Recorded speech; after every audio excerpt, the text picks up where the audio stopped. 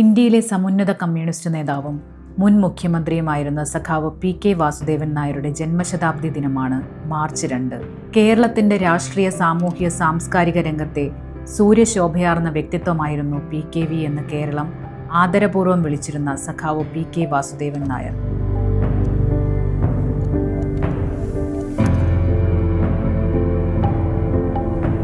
കോട്ടയം ജില്ലയിലെ കിടങ്ങൂരിൽ 1926 മാർച്ച് 2 സഖാവ് പി.കെ.വിയുടെ ജനനം.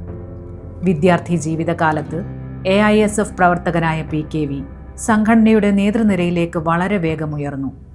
ആലുവ UC കോളേജിലെ വിദ്യാർത്ഥി ജീവിതകാലത്ത് പി.കെ.വി. കമ്മ്യൂണിസ്റ്റ് പാർട്ടിയുടെ ഭാഗമായി മാറി. പാർട്ടിയെ ഭരണകൂടം നിരോധിക്കുകയും പാർട്ടി സഖാക്കളെ വേട്ടയാടുകയും ചെയ്ത ഘട്ടത്തിൽ പി.കെ.വി. ഒളിവിൽ പോയി. 1950-ൽ AIYF രൂപീകൃതമാകുമ്പോൾ പി.കെ.വി. ആയിരുന്നു സംഘടനയുടെ സ്ഥാപക പ്രസിഡന്റ്.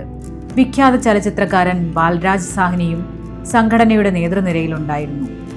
ലോക ജനാധിപത്യ യുവജന ഫെഡറേഷന്റെ നേതൃത്വത്തിലും അദ്ദേഹം പ്രവർത്തിച്ചു. 1957-ൽ ലോക്സഭാ അംഗമായ പി.കെ.വി. 1962-ലും 1967-ലും പാർലമെന്റിലേക്ക് തിരഞ്ഞെടുക്കപ്പെട്ടു. പാർലമെന്റിലെ അദ്ദേഹത്തിന്റെ പ്രകടനം രാജ്യമാകെ ശ്രദ്ധിച്ചതായിരുന്നു.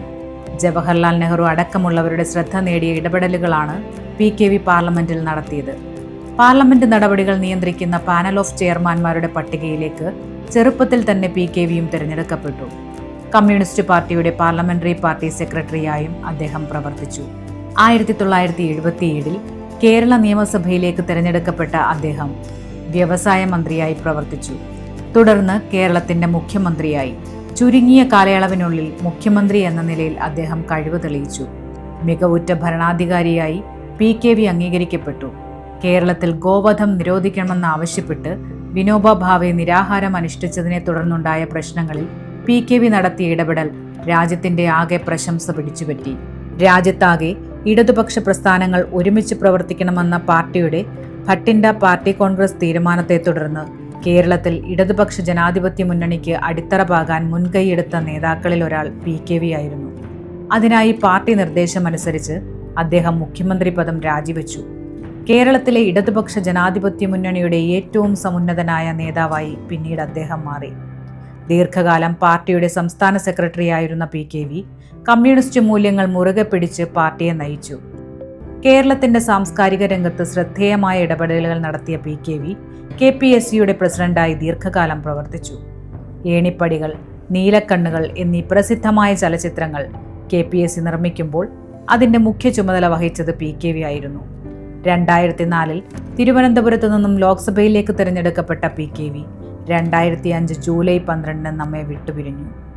കേരള രാഷ്ട്രീയത്തിലെ അപൂർവമായ വ്യക്തിത്വമായിരുന്നു പി.കെ.വി. മാസ്മരികമായ വ്യക്തിത്വത്തിന് ഉടമയായ അദ്ദേഹം എല്ലാ വിഭാഗം ആളുകളുടെയും സ്നേഹാദരങ്ങൾ ആർജിച്ച നേതാവായിരുന്നു. കക്ഷി രാഷ്ട്രീയ പരിഗണനകൾക്ക് അതീതമായി കേരളം ആദരിച്ച നേതാവാണ് പി.കെ.വി.